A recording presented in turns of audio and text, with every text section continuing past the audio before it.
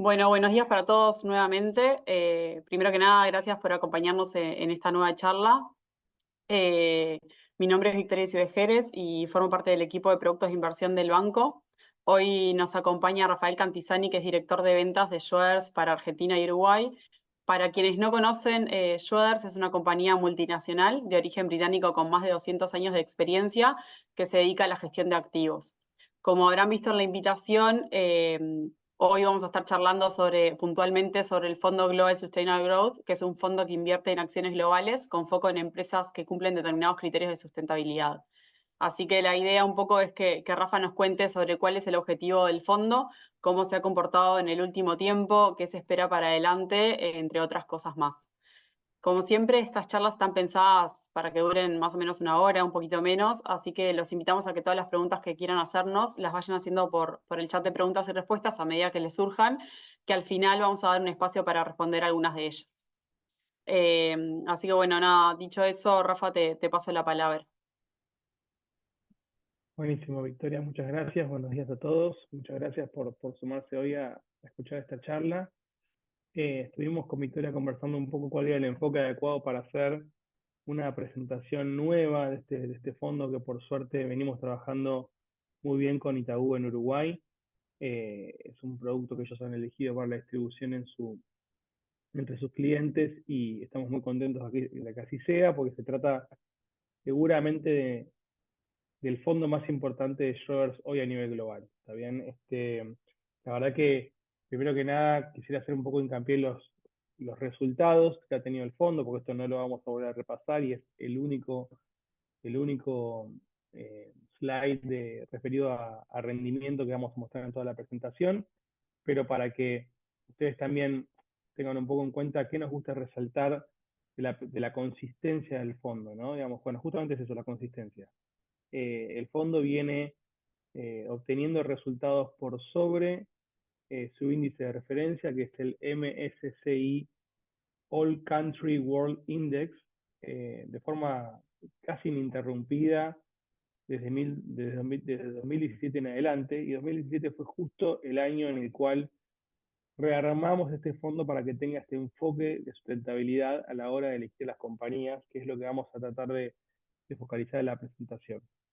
Entonces, incluso en años complejos como 2018 o 2022 o 2020, o en años en los cuales el mercado tuvo un rendimiento muy bueno, como el año pasado o el 2021, el fondo logra destacarse, lo hace en distintos entornos de mercado, y lo interesante de eso es que lo hace con una estrategia que nosotros denominamos de alta convicción, es decir, las compañías que elegimos para el fondo las conocemos muy bien y las rotamos poco en la cartera. Entonces uno podría pensar que por los buenos resultados del fondo en distintos contextos, lo que hay por detrás es mucho movimiento de activos y realmente no lo es lo contrario, y eso creo que es un factor interesante a tener en cuenta. En lo que va del año, al cierre de marzo, el fondo obtuvo un rendimiento entre el 6 y 7%, dependiendo de la clase del inversor, eh, que estuvo levemente por debajo del índice de referencia, bueno, producto de, quizás una historia que ustedes han escuchado bien y que vamos a repasar, las magníficas 7 que han empujado los rendimientos del mercado. Entonces, ¿cómo hacemos para identificar aquellas compañías que generan crecimiento sostenible? Nos referimos a crecimiento sostenible por, digamos, que la compañía pueda mantenerle el crecimiento de sus ganancias en el largo plazo. Pero nosotros tenemos un enfoque sustentable para la creación de valor para los inversores que tiene 4 pilares. Vamos a repasar esos 4 pilares en detalle, también puntualizando en algún ejemplo concreto. El primero de ellos es para nosotros un proceso que promueve la colaboración entre distintos equipos de la compañía. El segundo es el hecho de que tengamos herramientas propias, está bien, para evaluar esas compañías. El tercero es la convicción que tenemos en cada uno de los papeles y cómo terminamos diseñando el fondo. Y el último es cómo nos involucramos con las compañías en las que estamos invirtiendo, lo cual llamamos active ownership. Nosotros creemos que eso nos hace entender mejor las compañías para mejorar los resultados. Entonces, para nosotros hay algo que está por detrás de todo esto que nosotros denominamos el corporate karma, ¿está bien? Porque entendemos que si las compañías están manejadas pensando en el largo plazo, es cuando en última instancia van a aportar valor real para sus accionistas, ¿está bien? Pero cuando uno focaliza en la rentabilidad del accionista de corto plazo y se olvida del resto de los interlocutores, están en la rueda de la derecha, pero empleados, comunidades, clientes, reguladores, medio ambiente, proveedores, ¿está bien? Cuando uno termina olvidándose de esos interlocutores y genera un modelo de negocio que solamente está pensando en la rentabilidad de corto plazo del accionista, lo que está haciendo de todas formas es resignar ese potencial de crecimiento de largo plazo. Lo que hacemos nosotros es tratar de identificar esas compañías que están realmente pensadas para el largo plazo, y eso es la base del proceso. También nosotros lo que entendemos, y acá hay una filosofía muy importante, nosotros entendemos que el mercado es muy bueno anticipando, eh, digamos, resultados de corto plazo, es decir, a un año, a 2 años, a 3 años, el mercado es muy eficiente entendiendo cómo pueden ser los resultados de las compañías, pero no lo es tanto en el largo plazo, ¿está bien? Y justamente esas compañías que puedan superar las expectativas en el largo plazo son las que van a poder generar el crecimiento sostenible, ¿no? Porque luego ese crecimiento empieza a mermar y lo que nosotros queremos como inversores es justamente poder mantener esa tasa de crecimiento lo más alta posible y buscar esas compañías que sean líderes, que tengan este modelo sustentable. Sustentable significa que se pueda repetir en el tiempo, también no significa, digamos, les pido que digamos, hagamos un ejercicio de revisar la palabra, digamos, no simplemente pensar en verde, en planeta, digamos, es pensar en un modelo que sea sostenible en el tiempo, que tenga capacidad de adaptarse a los cambios, ¿está bien? Y que por ende termine batiendo las expectativas del mercado en el largo plazo. Entonces, ¿cómo las identificamos o cómo buscamos hacer esto? El proceso tiene cuatro partes. Diría que dos de ellas son las tradicionales de cualquier fondo y dos de ellas son las que nosotros agregamos como distintivo. ¿Está bien? La primera es la generación de ideas pura. Entonces, eh, nuestra plataforma de research global, es decir, los analistas de shorts en todo el mundo, hacen un listado de 500 empresas. Ese listado no tiene sesgos regionales, no tiene sesgos sectoriales, ni tiene que responder a ningún benchmark en sí, sino es tan amplio como el mundo en sí mismo. ¿Está bien? Entonces, 500 empresas quedan identificadas como las good companies, provistos por analistas que están conociendo los mercados y buscando esas ideas puntuales.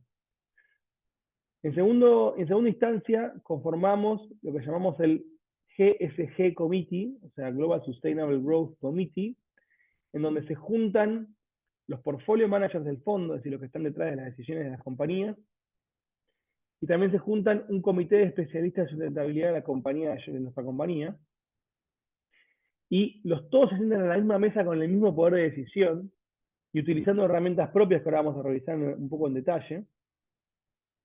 Utilizando herramientas propias, lo que hacemos es filtrar de las 500 empresas, que es como nuestro universo de inversión, de las 500 empresas, nos quedamos solamente con 100. ¿Sí? O sea, fíjense ustedes cómo ya ahí hay una vara de selección muy alta.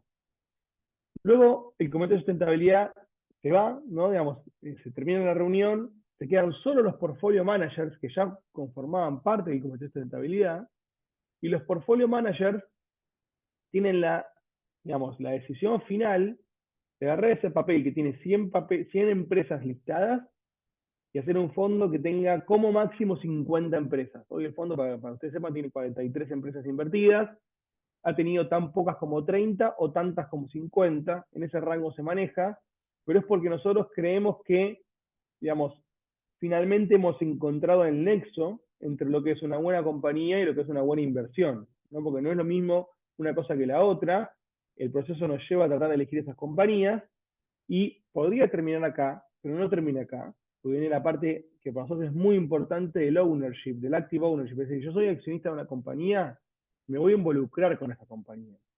No solamente voy a tratar de entenderla desde adentro, sino que le voy a exigir desde adentro que vaya transicionando sus políticas y atendiendo las nuevas necesidades del mercado y de los consumidores. Entonces, eso es muy importante, muy importante en nuestro proceso de inversión, y lo hacemos con aproximadamente entre 5 y 10 compañías por año. Es decir, de las 50 que tenemos invertidas como máximo, bueno, como máximo con 10 tenemos este trabajo por año para, como inversores, poder entender si la compañía sigue siendo elegible para el fondo o si por algún motivo tenemos que desinvertirla, ¿no? Y esto es muy importante porque es uno de los factores que vamos a ver como factores posibles de desinversión de los papeles que tenemos en la cartera. Entonces, la ley de herramientas propias, lo que ustedes tienen que saber es que las herramientas propias hoy son indispensables, ¿está bien? Hay proveedores externos que podrían darnos lo que se llaman como los scorings, ¿no? De los puntajes respecto de qué tan buena es una compañía en factores medioambientales, qué tan buena es una compañía en factores sociales, o qué tan buena es una compañía en factores de gobernanza. Pero la realidad es que, punto número uno, estos scorings o terceros que promueven estas puntuaciones, nosotros entendemos que terminan estando bastante sesgados, ¿no? Digamos, en general, las compañías europeas son las que obtienen mejores rankings, y en general las super mega compañías desde el punto de vista del tamaño son las que también obtienen mejores rankings. Con lo cual, lo que tratamos de hacer es romper con ese modelo. Acuérdense que nosotros partimos de un proceso de selección que no empieza por acá, sino que este es un filtro en algún momento que se aplica a la selección, pero que promueve de otro lado, con lo cual tratamos de romper la barrera regional y la barrera sectorial desde el inicio, para luego focalizarnos en herramientas propias, porque después lo que termina pasando es que estos scorings tienen dos problemas. El primero son una foto de lo que pasó en el pasado, no son dinámicos hacia adelante, no tienen en cuenta las controversias, o mejor dicho, tienen en cuenta solamente las controversias pasadas de las compañías, no tienen en cuenta cómo las compañías se van desarrollando y creando nuevos modelos. Y además, no se puede decir que haya una opinión única, porque fíjense la muy baja correlación que existe hoy entre distintos proveedores. Para tomar un ejemplo, el proveedor de MSCI y el proveedor de Sustainalytics, que está reflejado por las columnas azules, la correlación que tienen en el gráfico de la derecha es como máximo del 42%. Es decir, se ponen de acuerdo en su juicio sobre las empresas solamente en un 42% para factores medioambientales, 23% para factores sociales y 39% para factores de gobernanza. Entonces, eso muestra claramente que digamos, uno no debería solamente relegar su proceso a factores externos. En nuestro caso, no influencian el modelo, nosotros lo hacemos por nuestra cuenta, y lo que hacemos es mantenemos de forma anual para el universo invertible, lo que yo definí antes como el universo invertible, que es más allá de las 100 que elegimos, sino otras tantas más provenientes del proceso de research. Para el universo invertible, hacemos un cuestionario anual que tiene en total 20 preguntas y están divididas en 4 categorías. ¿Está bien? Categorías relacionadas a los clientes finales, categorías relacionadas a los empleados, categorías relacionadas a los proveedores y categorías relacionadas al medio ambiente. Y buscamos identificar cómo las políticas de las compañías están diseñadas o no, pensadas en estos 4 interlocutores clave, que nosotros entendemos que van a hacer que las compañías estén manejadas de largo plazo para generar en última instancia un crecimiento sostenible para el accionista, ¿no? Entonces, acá hay un ejemplo que para mí es muy icónico de una acción que tenemos en la cartera. Si alguno estuvo recientemente en el Reino Unido, quizás conoce esta cadena, es una cadena que se llama Greggs. Greggs es una cadena de comida rápida, ¿también? Para definirla quizás mal y pronto, es una cadena de comida rápida.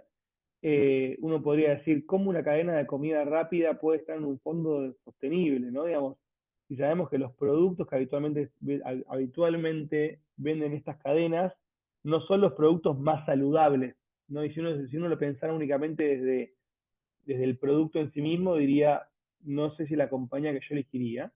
Ahora, nosotros identificamos que, digamos, es una compañía que, por empezar, y para atender ese punto, está migrando su oferta de productos hacia productos más saludables, está destacando y haciendo promociones especiales para esos productos saludables, con lo cual cuando un consumidor va al local se sienta más tentado de consumirlos por una cuestión de precio que los demás.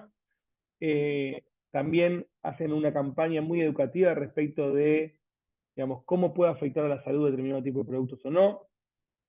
Han mantenido el precio de sus productos en este contexto inflacionario para poder atender a su base de consumidores. El consumidor que va a un Greggs es en general un consumidor de clase media o media baja, con lo cual siempre han tenido un foco en valor por dinero de lo que se ofrece.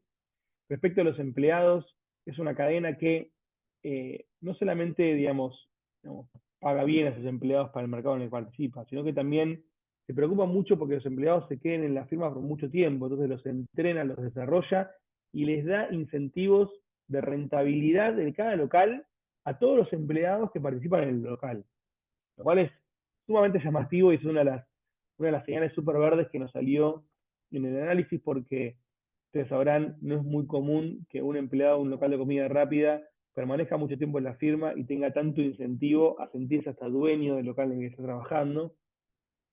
Y además, otros factores como el tema de los packaging, cómo han trabajado en la cadena de suministros, con sus proveedores, entendiendo cómo integrar la mejor forma y que toda esa cadena de valor esté más integrada, más eficiente y menos contaminante.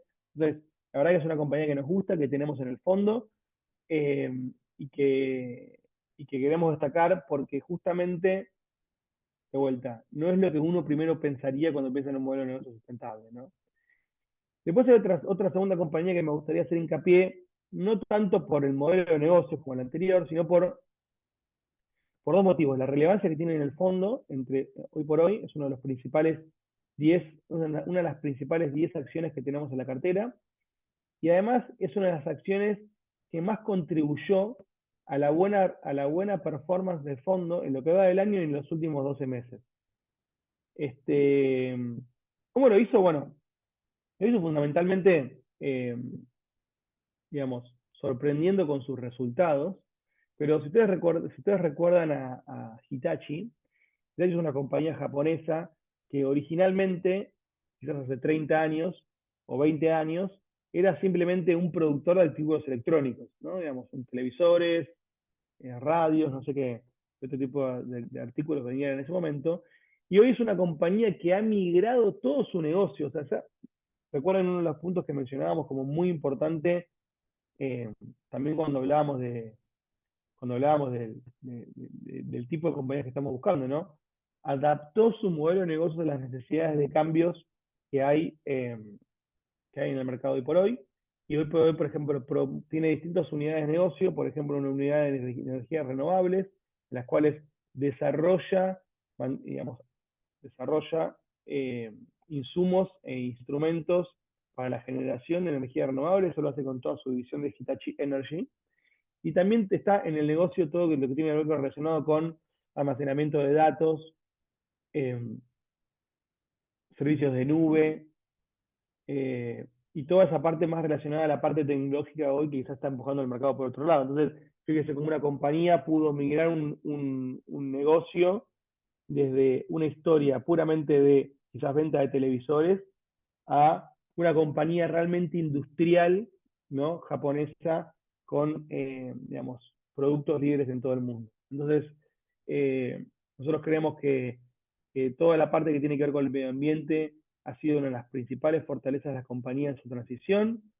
Están sin duda ayudando a esa transición energética, que nosotros creemos que es una de las tendencias más fuertes para invertir en el mercado de por hoy.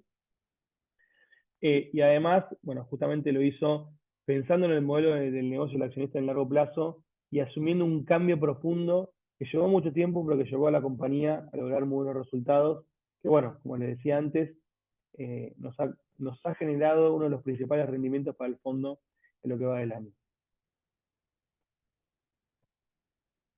Perdón, ¿eh? Bueno, también les comentaba antes otro tema muy importante, ¿no? No nos dejamos llevar exclusivamente por lo que otros medios pueden proveernos, y eso a veces digamos, puede ser muy controversial, puede hacernos perdernos muy buenas oportunidades de corto plazo, pero nosotros entendemos que tenemos que mantener un portfolio de alta convicción que nos haga rotar poco la cartera y entender que estas compañías están realmente manejadas en largo plazo y que por eso queremos mantenerlas. Entonces, eso es muy importante para nosotros. Eh, Como les decía antes, si ustedes se fijan, eh, nuestro universo invertible a la izquierda, en los gráficos de la izquierda, por ejemplo, vamos a tomar el ejemplo de los ratings de MSCI, digamos, no todas las compañías que nosotros evaluamos para nuestro universo invertible son AAA, de hecho solamente el 23% de las compañías lo hacemos. Si nosotros dijésemos, vamos a agarrar solamente las compañías que son AAA para MSCI, entonces tendríamos un universo de inversión completamente distinto. Lo mismo y mucho más notorio con el caso de Sustainalytics. Fíjense cómo el grueso de las compañías en las que invertimos, o mejor dicho, las compañías que forman parte de nuestro universo invertible, son en general, están evaluadas en general como low, ¿no? Para este índice. Y a la derecha, algunos casos muy particulares o ejemplificadores de compañías que hemos rechazado en el último tiempo por nuestro proceso de toma de decisiones, dentro de las cuales encontramos 3 de las Super 7 que en algunos casos han empujado más los resultados del mercado en el último tiempo, ¿no? Me gustaría destacar fundamentalmente el caso de Tesla. Nosotros entendemos que Tesla tiene altísima concentración en la toma de decisiones. Creemos que todo lo que fue la gobernanza en la adquisición de Twitter fue poco transparente para los inversores y además que dentro de la compañía hay algunas historias de denuncias internas por abusos que no están, digamos, no están del todo bien abordadas, con lo cual, digamos, son distintas banderitas rojas que uno va levantando en el proceso cuando trata de entender bien las compañías por dentro. Y a pesar de que Tesla uno dice, bueno, fabrican autos eléctricos, digamos, qué mejor, qué más sostenible para el mundo en largo plazo, hemos decidido dejarla fuera del fondo y no es una compañía que hemos tenido en el último tiempo. De vuelta, obviamente eso ha generado un detrimento en la performance en relación al índice, ¿no? Porque el mercado, que nuestro índice es el mercado en sí mismo, el mercado sí tiene Tesla y lo tiene en buena proporción, y eso nos ha jugado un detrimento, pero no nos ha impedido obtener los resultados que hemos mostrado antes. Otra compañía también muy llamativa es el caso de Amazon. Amazon tiene buenos ratings, tanto para MSCI como para Sustainalytics. Y la verdad que tiene una historia muy interesante de logística que tiene que ver con un modelo de negocio sostenible, ¿está bien? Eh, pero nosotros en nuestro caso, digamos, la hemos eliminado del universo invertible. Principalmente el motivo tuvo que ver con algunas denuncias que hubo algunas denuncias que hubo desde el staff propio de los warehouses, la palabra es centros de logística, eh, respecto de el nivel de seguridad que tenían para trabajar y digamos, cómo el crecimiento de la compañía fue más rápido que la política para los empleados. Entonces eso generó bastante malestar en los centros de logística y cuando nosotros indagamos por eso nos dimos cuenta que eh, los empleados no tenían un mecanismo fácil para denunciar esas cuestiones que pueden considerar abusos, ¿no?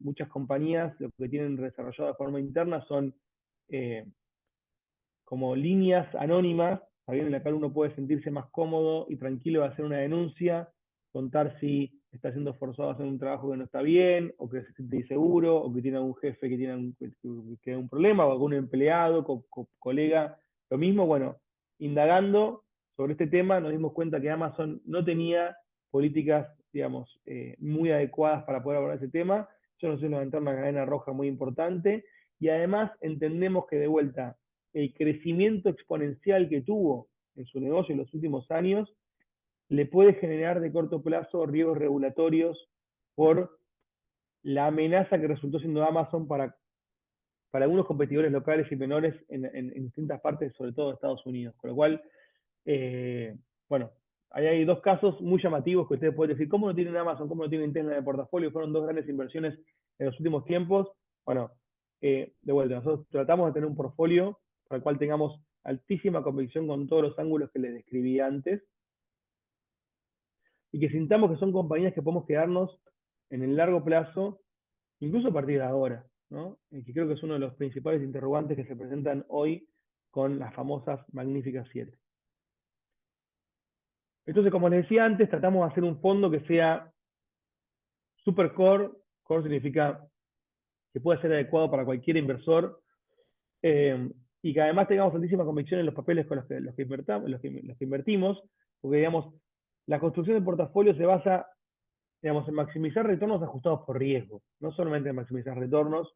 Eh, Estamos hoy, como les decía, en una política que es mantener entre 30 y 50 papeles en el fondo. Al momento de la compra del papel, no podemos invertir más del 5% de la cartera total en el fondo, en la acción que estamos comprando.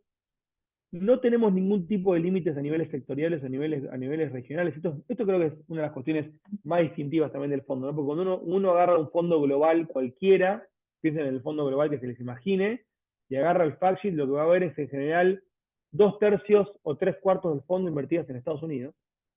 Nosotros no lo tenemos, ahora lo vamos a ver, y además va a haber un peso muy importante de los sectores que más han crecido: tecnología, servicios de comunicación, consumo discrecional. Y nosotros, bueno, como no tenemos este límite, como no hacemos el fondo empezando en sectores y en regiones, eh, bueno, creemos que tenemos un proceso distintivo también para ese lado. El turnover de la cartera es un dato muy importante, es entre el 20 y el 30% anual. ¿Qué significa eso más o menos? Que el fondo por trimestre suele vender 2 o 3 acciones en promedio, puede ser menos, y comprar 2 o 3 acciones en promedio puede ser menos. Nosotros todos los trimestres tenemos el compromiso de entregar esa información a Itaú para que Itaú la pueda distribuir entre sus inversores, y de hecho esta semana lo hemos hecho, y vamos a tocar un ejemplo puntual en breve. Cuando decimos un posicionamiento core, bueno, este gráfico ayuda a mostrar eso. Es un gráfico de un proveedor externo que lo que hace es evaluar nuestro portafolio por distintos factores de las empresas en las que invertimos, factores que son catalogados como factores de valor, value a la izquierda, factores que son catalogados como factores de tasa, de crecimiento, de calidad, de momentum o de sustentabilidad. Entonces, por ejemplo, si yo llevo con mi mirada al primer factor de value, el primer factor de valor, es el factor que se llama book to price, ¿no? Digamos, cuál es el valor de la compañía respecto a su valor de libros. Y lo que se puede ver ahí es que hoy el puntito rojo es dónde estamos en relación al mercado, es decir, no estamos invirtiendo en compañías que se vean baratas en relación a sus libros, y el tamaño de la barra es cómo ese puntito rojo se movió en los últimos 3 años, es decir, qué tan alto o qué tan bajo fue ese factor para nuestro fondo en relación al mercado, ¿no? Entonces, lo que se puede ver, para mí este gráfico que es muy ejemplificador, son dos cosas. La primera es de los 1, 2, 3, 4, 5, 6, 7 u 8 factores de calidad. En general, el fondo siempre está positivo. Es decir, en general o en promedio de los últimos 3 años, el fondo ha invertido en compañías con atributos de calidad mejores que los del mercado. Y no porque hayamos ido a buscar a las compañías que tengan un retorno sobre equity positivo o un margen neto positivo, sino porque nuestro proceso de inversión nos llevó a elegir esas compañías. Y lo mismo, y muy marcadamente para el caso de sustentabilidad, porque como describí antes, eso está en el corazón del proceso de inversión. Otra pregunta es, ¿qué nos lleva a nosotros a vender una acción? ¿Por qué nosotros tomamos la decisión de vender una acción? ¿Son solamente factores de sustentabilidad? La respuesta es no. La respuesta es no. De hecho, lo que hacemos, o las 4 razones por las que podemos vender un papel es: la primera, pensamos que el fondo ha perdido capacidad de crecimiento, perdón, mejor dicho, que la acción está llegando a ese momento en el cual está perdiendo la capacidad de crecimiento en el largo plazo, o sea, su crecimiento sostenible. La segunda es factores de sustentabilidad, es decir, perdemos convicción en la sustentabilidad del modelo de negocios. La tercera puede ser una cuestión de mercado, puede ser, y de hecho el momento más alto de turnover del fondo fue COVID, ¿no? Porque ahí hubo un cambio importante de las condiciones de mercado que amenazaban el crecimiento de determinadas compañías y no vamos a desoír esas cuestiones, sino que las vamos a tener en cuenta para la hora de armar el fondo, porque los portfolio managers, como decía antes, tienen la decisión final. Y la última es, si identificamos a una compañía que lo está haciendo mejor y que digamos, bueno, esta compañía lo está haciendo mejor, está reemplazando a la otra que tenemos en el portafolio en este segmento en su posición de liderazgo, y bueno, podemos rotar una compañía por la otra para posicionarnos mejor de largo plazo. Por último, antes de pasar a las cuestiones de mercado y de resultados, me gustaría mostrarles esto, que tiene que ver un poco con lo que nosotros denominamos, y les explicaba antes en el inicio del call, como Active Ownership. Active Ownership es conocer las compañías que tenemos desde adentro, entender cómo están siendo manejadas y eh, además no solamente ver la foto de cómo fueron manejadas hasta el momento, sino entender qué puede pasar con las compañías hacia adelante. Creo que esas son las cuestiones, bueno, como decía antes, más interesantes. Ahí lo que ustedes tienen en pantalla es trimestre por trimestre, cuáles son las compañías que en el último año nos hemos sentado a hablar, a involucrarnos. En algunos casos son compañías que no tenemos en el fondo, porque lo que lo hacemos son no solamente con las que tenemos invertidas, sino con todo el universo invertible. Y esas fueron las compañías y los factores con las que nos fuimos involucrando en el último tiempo. Y después, un resumen que se les puede quedar, y después si hay una pregunta la vamos a atender en cuestión de tiempo más adelante, pero esas cuestiones por las que nos involucramos con las compañías, se nos llevaron a rechazar la compañía, aceptar la compañía, incluirla en el universo invertible o excluirla del universo invertible, ¿no? Entonces, acá hay distintas consideraciones que son importantes para tener en cuenta. Nosotros tratamos de tener todo en cuenta para entender el modelo de negocio de las compañías. Y en algunos casos nos enamoramos más de ellas y en algunos casos decimos mejor la evaluamos y la dejamos a un costado para ver y la seguimos monitoreando hacia adelante cómo puede seguir evolucionando. Entonces, hasta ahí el proceso de inversión. Me gustaba la idea de tomarme mucho detalle en repasarlo, porque creo que es importante que ustedes entiendan que este no es un fondo temático o no es un fondo que sea muy táctico buscando oportunidades, sino más bien es un fondo que se focaliza mucho en las compañías en las que elige. Eso en el mercado se le denomina bottom up, ¿no? Desde abajo hacia arriba es el análisis. No es desde arriba hacia abajo, no es decir, bueno, quiero invertir en Japón y por eso elijo Hitachi. Es, quiero invertir en Hitachi por cómo está transformando su modelo de negocios, por cómo está llevando una política sostenible en medio ambiente, cómo está abordando el tema con sus empleados, cómo está ganando nuevos mercados, y eso me hace armar el portafolio, no al revés.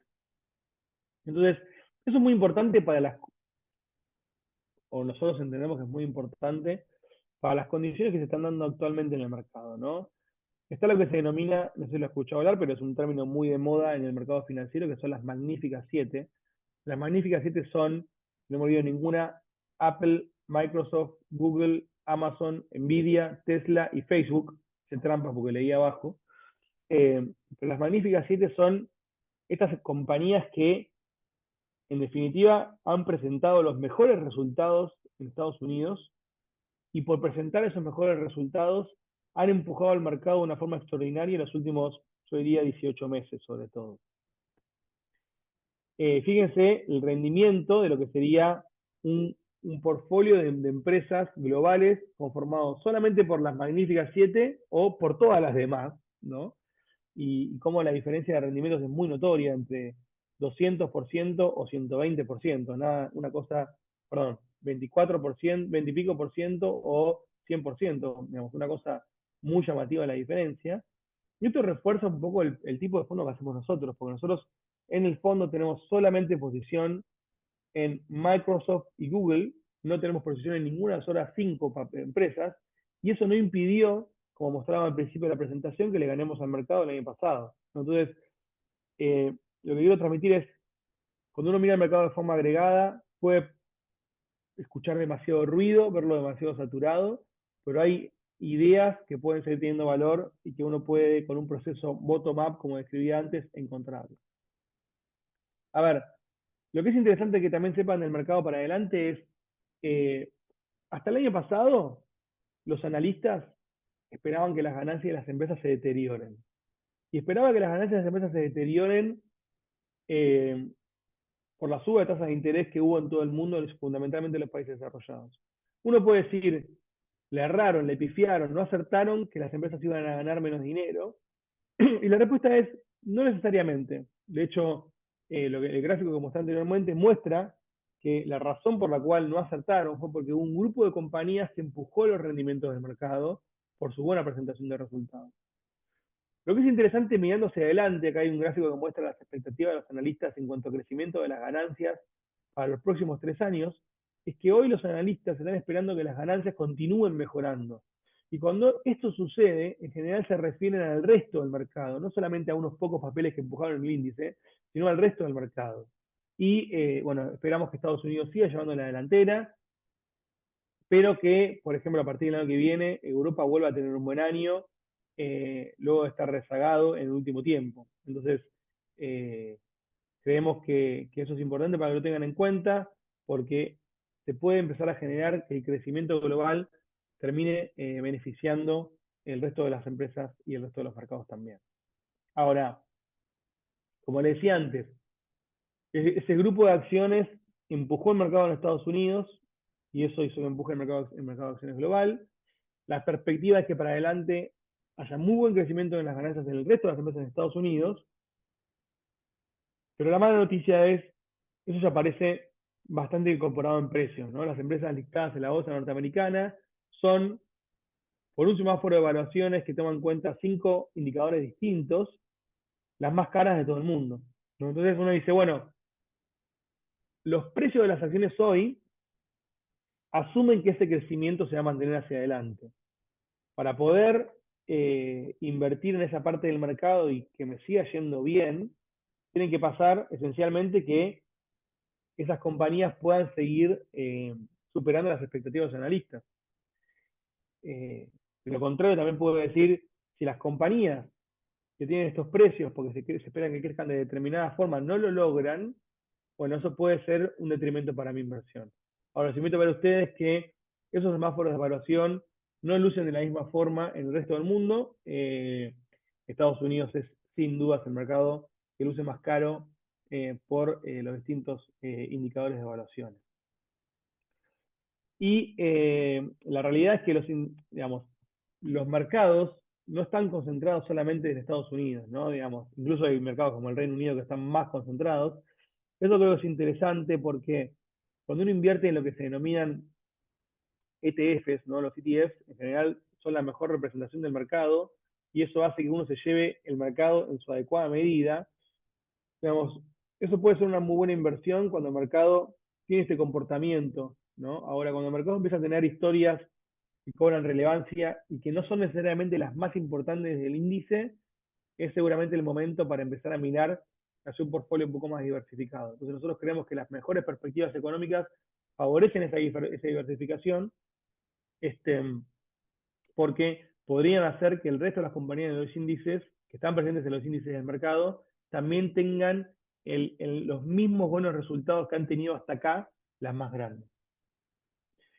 Y eso también se puede ver desde la óptica de las evaluaciones, porque uno agarra el mercado estadounidense o el mercado global, que es el que vamos a focalizar ahora nosotros, o el que estamos focalizando ahora nosotros, y uno se fija cómo es el mercado global por evaluaciones, uno ve los números más en rojo. Ahora, cuando empieza a desagregar eso, y por ejemplo les pido que se focalicen en la línea segunda contando desde abajo que dice mercado global sin Estados Unidos equal weighted, ¿no? Equal weight significa agarro todas las empresas que forman parte del índice y las pondero por igual. Bueno, fíjense cómo mejoran las valuaciones, de las empresas o de los índices, mejor dicho, cuando uno las pondera por igual. Eso es justamente lo que puede hacer un fondo. Un fondo no se deja llevar, como les decía antes, al momento de invertir como máximo vamos a poner el 5% en un papel, y eso nos hace que tengamos que tener sí o sí una cartera más diversificada, que creemos que en un entorno global favorecido por un mejor crecimiento y mejora de las ganancias, va a favorecer este punto de la diversificación. Entonces, vamos a revisar cómo está compuesto el fondo y voy terminando en unos 2 o 5 minutos para poder hacer preguntas. Creo que es sin dudas interesante ver el posicionamiento del fondo medido por las regiones, sobre todo en línea con lo que veníamos hablando recién. Este es un fondo que no se fija en esto para hacer el portfolio, pero que es interesante ver cómo resulta el portfolio luego de hacer esto. Y, digamos, lo más llamativo, sin lugar a dudas, un fondo que está invertido solamente un 42% en empresas listadas en Estados Unidos. En ese mercado de las supervaluaciones solamente tenemos el 40% del fondo. El 60% del fondo lo tenemos afuera de ese mercado. Y eso es poco común, muy poco común diría yo, para fondos globales que suelen estar mucho más fijados ahí. Y tenemos una sobreponderación relevante hacia Europa, Reino Unido y Japón, además de sectores también poco comunes como el sector industrial o el sector de cuidado de la salud. Ahora uno puede decir, bueno, pero no me gusta la idea de quedarme afuera de Estados Unidos cuando es el mercado que mejor viene presentando resultados, o mejor dicho, la economía que mejor está creciendo, ¿no? Digamos, de hecho, George en el comienzo de este año mejoró su perspectiva de crecimiento de Estados Unidos a casi el doble de lo que había pensado que podía crecer la economía de Estados Unidos este año. Entonces uno dice, bueno, no me gusta la idea de invertir en un fondo que se queda fuera de esas ganancias. Y yo lo que quiero transmitir con este slide es que eso no es así. En el gráfico anterior nosotros mostrábamos a dónde estaban listadas las compañías en las que invertimos. 40% en Estados Unidos, el resto afuera. Ahora, en este gráfico mostramos de dónde provienen las ganancias de las empresas en las que invertimos. Y fíjense ustedes que ahí nosotros tenemos una participación mucho más cercana al índice, ¿está bien? Con casi un 40% de las ganancias provenientes de ese mercado. Igual de vuelta, ¿no? Lo llamativo es ver que eso no contribuyó a peores rendimientos, y tampoco contribuyó, bueno, sí contribuyó a peores rendimientos, pero hemos podido contrarrestarlo, como les mostraba al principio de la presentación, con muy buenos resultados del fondo de forma consistente en los últimos 6 o 7 años. Pero está muy claro en este gráfico, digamos. Este gráfico muestra a dónde tenemos las subponderaciones y las sobreponderaciones en la toma de decisiones. No tenemos Apple, no tenemos Nvidia, que fue la acción del año pasado, y eso no impidió que le ganemos al mercado el año pasado. No tenemos Amazon, no tenemos Meta, y no tenemos otras tantas provenientes en el S&P que lo han hecho muy bien. Eso fue un detrimento a nuestro rendimiento. Y sí tenemos una sobreponderación muy importante en Hitachi, lo decía antes, es una empresa que nos gusta y que hemos sobreponderado recientemente. También tenemos interesante ahí para ver una sobreponderación perdón, perdí la vista. Schneider Electric es una de las compañías que tenemos en el portfolio hace más tiempo, quizás la hemos comprado en noviembre de 2017, y todavía la tenemos entre las más sobreponderadas. Es una empresa que se dedica a fabricar todo tipo de artefactos para mejorar la eficiencia energética en edificios, en compañías y en hogares. Entonces es muy interesante esa compañía y, digamos, de vuelta, son esas compañías que se suman a las tendencias globales, pero desde el punto de vista de los proveedores, con lo cual, muy interesante. TSMC, otras compañías que tenemos en el portfolio, esos son el principal productor de semiconductores, o sea, los chips, en Taiwán. Y nosotros entendemos, bueno, es una compañía que tenemos en el fondo hace mucho tiempo, también en noviembre de 2017, desde ese momento la tenemos en el fondo, pero entendemos que va a seguir viéndose beneficiada eh, por el crecimiento de lo que es inteligencia artificial, o sea, ellos son los proveedores de los chips para eso, pero además por la diferencia que se ha dado entre mercados asiáticos y estadounidenses para el mismo tipo de negocios, ¿no? Esto debería, eh, digamos, revertirse en un mediano plazo y nos gusta mucho esa compañía también. Si uno mira el fondo de las principales 10 tenencias, y acá viene, digamos, otro de los lugares en donde van a ver de vuelta ahí a Hitachi como una de las principales compañías en el fondo. Eh, bueno, van a ver de vuelta que llamativamente solamente Microsoft y Google son las que tenemos en el fondo. Solamente Microsoft tiene más del 5% de la cartera. No podemos invertir 7% de una, pero el crecimiento que ha tenido la compañía ha llevado a que la compañía tenga este peso para el fondo. Y acá tienen, después para revisar, digamos, en el caso que quieran, todas las compañías que tienen el fondo al 31 de marzo de 2024. Esta es información que también le proveemos de forma trimestral a la gente de Itaú para que pueda distribuir entre sus inversores. ¿Está bien? Si quieren, para resaltar un nombre de todos los que están en pantalla, en el último trimestre hicimos la compra de una sola acción en la parte industrial, Emerson Electric, Emerson Electric es una empresa estadounidense, pero multinacional, que se dedica, digamos, a todo lo que tiene que ver con, también, ¿no? Digamos, una compañía industrial desde el punto de vista de la electrónica. Nosotros creemos que no solamente se están quedando, un caso parecido al de Hitachi, ¿no? No solamente están quedando en lo que fue originalmente esos negocios, sino que están transformando para poder ser proveedores de servicios de nube, servicios de storage, servicios de, bueno, digamos, insumos para transición energética. Y bueno, también esto lo están haciendo, digamos, de una forma muy interesante desde el punto de vista cultural de la empresa. Así que es una de las últimas empresas que hemos accedido, que hemos comprado para el fondo. ¿Cuáles son las empresas que nos han dado mayor atribución de rendimientos? Bueno, mencionaba antes, en los últimos 12 meses acá arriba a la izquierda, Hitachi, una de las empresas que más contribución de rendimientos nos ha dado. Interesante, no tener Apple nos ha dado buenos rendimientos en relación al mercado, que Apple es una empresa un poco rezagada en los últimos 12 meses respecto al mercado en general.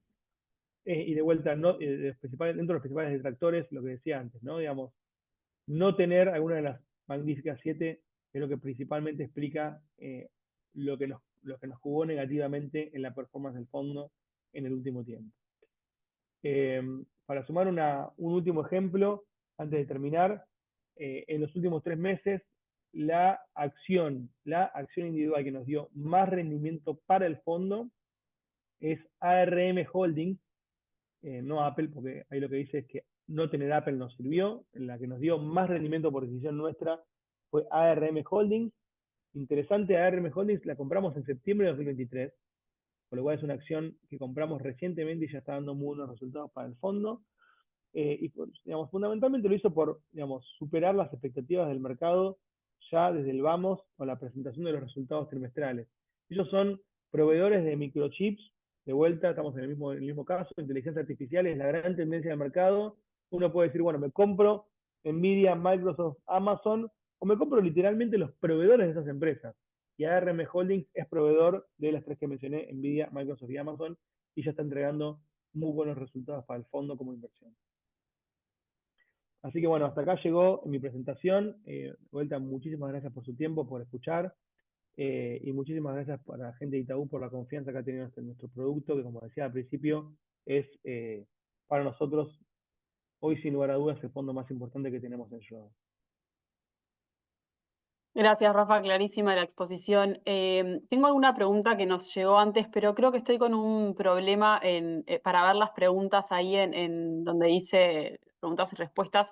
No sé si vos tenés acceso y podés ver si hay alguna pregunta, porque tengo miedo de que tenga yo algún problema y no poder estarlas viendo. Si no, igual te puedo ir haciendo alguna que nos llegó antes, pero si querés chequearlo para ver si hay alguna que puedas contestar. Genial. Igual te voy haciendo alguna. Hablabas bastante de que se trata de un portafolio concentrado, más o menos entre 30 y 50 posiciones. En el último tiempo, más o menos, ¿qué cantidad de posiciones han mantenido?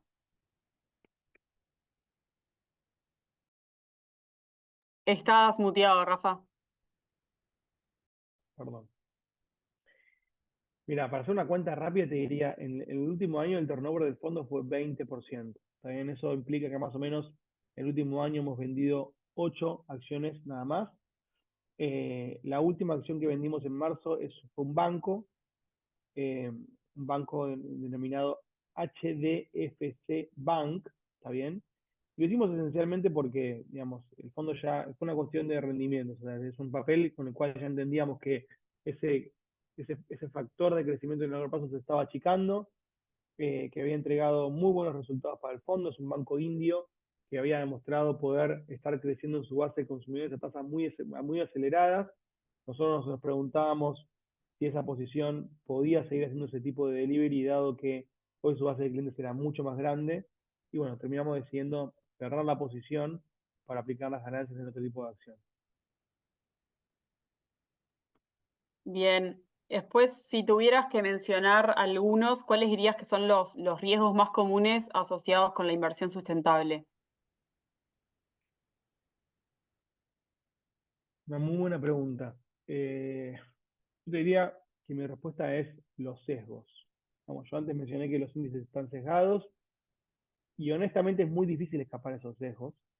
Eh, ¿Por qué digo eso? ¿No? Digamos, y voy a, y voy a volver a este slide. Honestamente ustedes pueden imaginárselo, digamos, a mayor cantidad de recursos en una compañía, más propensa está la compañía a destinar esos recursos en pensar en el modelo de negocio de forma integral, ¿no? O sea, es muy difícil que una compañía pequeña o una compañía en países emergentes pueda adoptar estas políticas. Y yo diría que uno de los principales riesgos de una inversión, de un fondo con esta política de inversión, reside, reside eh, reside justamente terminar cayendo en el giro de las empresas de países desarrollados y más grandes. Pero bueno, como decía al principio, acá hay una pregunta relacionada a eso, y la pregunta es, ¿qué es el MSCI? Eh, el MSCI digamos, es una entidad financiera, digamos, que lo que hace es, digamos, en este caso, provee distintos benchmarks o índices de mercados. También esos índices de mercados en algunos casos son invertibles y en algunos casos no. El que nosotros elegimos para comparar el fondo es el ACWI, que es el All Country World Index, o sea, es decir, agarrar todas las compañías del mundo y ponderarlas por su capitalización de mercado para hacer una formación. Si yo invirtiera en todo el mundo, ¿cómo me estaría yendo? ¿Está bien? Eso no es el S&P o el QQQ que en otra pregunta, el S&P o el QQQ, o sea, el S&P es solamente las 500 empresas más importantes de Estados Unidos por capitalización, y el QQQ es lo mismo, pero para el sector tecnológico. Entonces, en este caso, como nosotros tenemos un proceso global de compañías globales, comparamos el fondo con ese índice eh, y, digamos, no se trata de un broker en sí mismo, se trata de un proveedor del mercado financiero que hace distintas cosas, como por ejemplo, rankear a las empresas por su sustentabilidad, hacer índices de referencia para los inversores, entre otras cosas. Calificaciones de riesgo, de compañías, etc. Perfecto, Rafa. Bueno, nada, yo lo vamos dejando por acá. Si les parece, van a estar en los próximos días, seguramente van a estar recibiendo la presentación junto con la grabación por si la quieren repasar. Y bueno, quedamos a las órdenes para cualquier cosa que necesiten, ya sea sobre este fondo o sobre cualquier otra inversión. Les recordamos que pueden acceder a la casilla de inversiones @itau.com.uy para hacer sus consultas. Así que bueno, gracias de nuevo por acompañarnos una vez más y gracias, Rafa. Gracias a ustedes, saludos, que tengan un buen día. Chau.